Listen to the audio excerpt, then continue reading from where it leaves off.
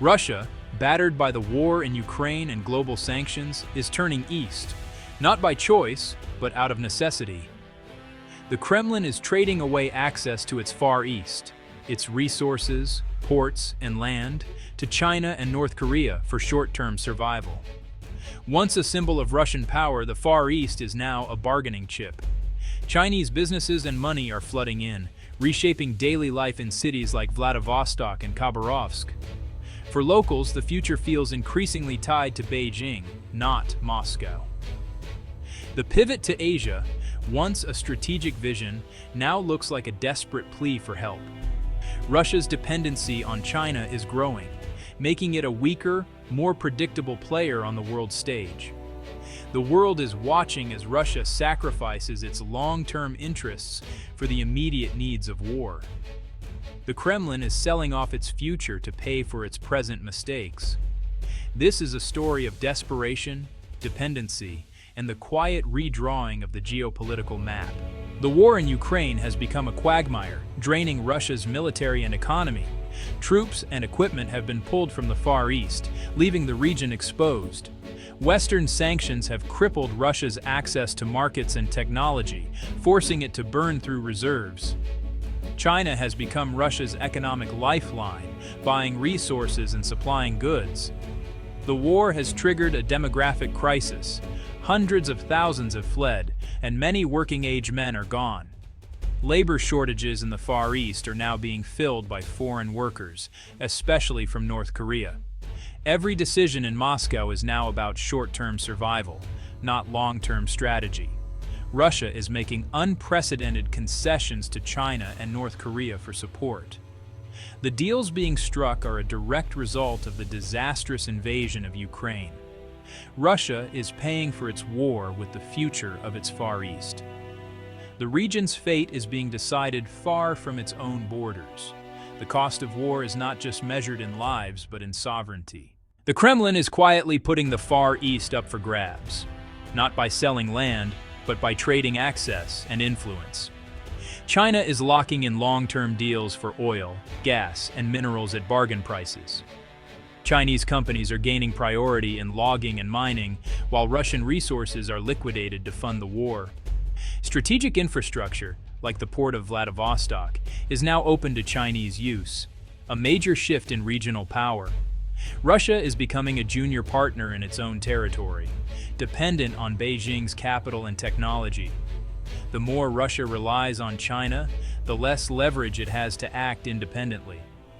Beijing dictates terms, secures investments, and shapes policy to its advantage. Moscow frames this as a partnership, but on the ground, it looks like a sell-off. The Far East's resources and ports are being leveraged to keep the regime afloat. The long-term consequences are ignored in the rush to survive. Russia is buying time but selling its future.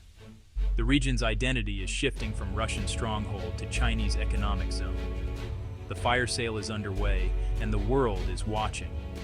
As Russia's grip weakens, China and North Korea are stepping in. China brings capital, investing billions in energy, mining, agriculture, and real estate. These investments reshape the economy, but deepen Russia's dependence on Beijing. North Korea supplies labor, filling gaps left by war and emigration. Tens of thousands of North Korean workers toil in harsh conditions, their wages largely seized by Pyongyang. The region's new reality: Chinese-owned mines, North Korean labor, Russian land. Russia is reduced to landlord, collecting fees while others profit. The social fabric is changing. Chinese communities grow, North Korean compounds appear, and locals feel increasingly sidelined. Some Russians see opportunity, others fear becoming strangers in their own land. The Kremlin's deals are reshaping daily life in the Far East. The Russian Far East's present is haunted by its past. Russia seized these lands from China in the 19th century through the unequal treaties. For many in China, these territories are seen as unjustly taken. Now, with Russia weakened and China ascendant, old grievances fuel new ambitions. Beijing doesn't claim the land, but uses history to justify its growing economic dominance. The Kremlin, once fearful of Chinese encroachment, now invites it out of desperation. China's strategy is economic, not military, using investment and trade to gain leverage.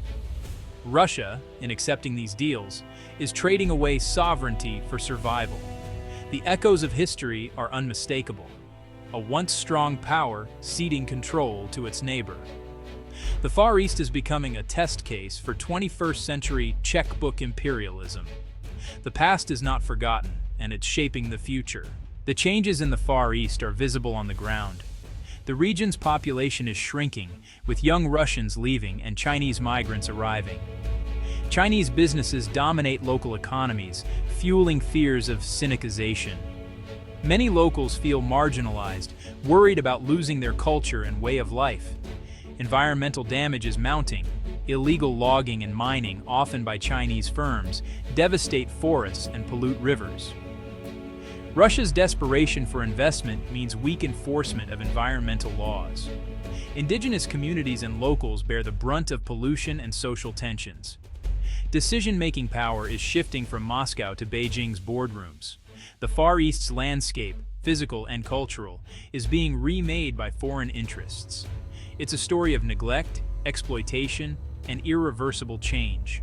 The Kremlin tries to balance Chinese influence by courting other partners, Japan, South Korea, India. But the war in Ukraine has left it isolated. Sanctions have driven away most investors, leaving China as the only major player. Moscow's vision of a multipolar Far East has collapsed. State media touts the China partnership as a triumph. But the reality is growing dependency. Occasional crackdowns on Chinese firms are mostly for show. Russia's leverage is fading, and promises of regional development ring hollow. China is building the infrastructure and creating jobs on its own terms. Moscow can't afford to alienate Beijing, but risks losing control over its own territory. The Faustian bargain is clear short-term survival, long-term loss.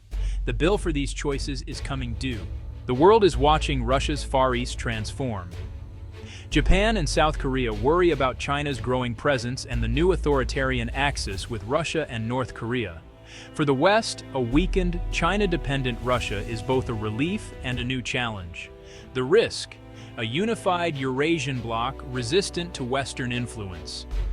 The most likely future is slow absorption. Russia keeps its flag, but China controls the economy and infrastructure. Rising local resentment could spark instability, but Moscow is ill-equipped to respond. Even a post-Putin Russia may find it's too late to reverse these trends. The dependencies being created now are deep and long-lasting. Control is lost not in a single moment, but through years of neglect and desperation. One day, the map will have changed without a single shot fired.